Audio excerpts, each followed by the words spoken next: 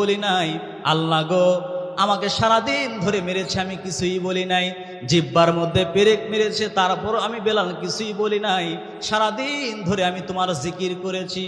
আল্লাহ, রাত্রিবেলায় শুইব, তোমার জিকির করব, কিন্তু আমার বুকের উপর পাথর চাপা দেওয়ার কারণে আমার এত কষ্ট হয়, তোমার জিকির করতে বড় কষ্ট হয়। বেলালের করুণ আর্তনাদ, কারণ শুধু নিজেকে বাঁচানোর জন্য নয়, এক মুহূর্তে আল্লাহকে স্মরণ করার জন্যে হযরত বেলাল এইভাবে কাঁদতেছে আর বলতেছে, আল্লাহ, মুসা নবীর জন্য যদি নীল নদকে রাস্তা বানায় দিতে পারো, আয় আল্লাহ, ইব্রাহিম নবীর জন্য যদি শান্তির বাগান আগুনকে দিবার পারো, আমি তো সেই দলেরই বেলাল। আল্লাহ গো, তুমি কি পারবে না? আমার জীবনের জন্য নয়, আমি শুধুমাত্র তোমার জিকির করতে চাই। আবু জেহেল সে জিকির বন্ধ করতে চাই। আল্লাহ গো, তুমি কি পারবে না? ওই পাথরকে পাথরের চেহারায় রাখবে, তবে তুলার মতন পাতলা করে দিবে।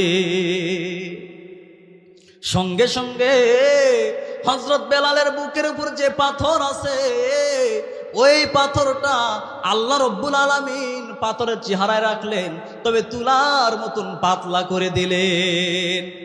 সকাল বেলায় আবু জেহেলের লোকেরা এসে দেখতেছে বেলাল তো মরে নাই, বেলাল তো মরে নাই, বরং বেলালের বুকের উপর যে পাথর চাপানো হয়েছিল, আবু জেহেল বলতেছে, সুস্থ মানুষকে যদি এই পাথর দেওয়া হয় তাহলে সুস্থ মানুষ পর্যন্ত মারা যাবে, কিন্তু আহত বেলালের কিছুই হলো না। কারণ কি?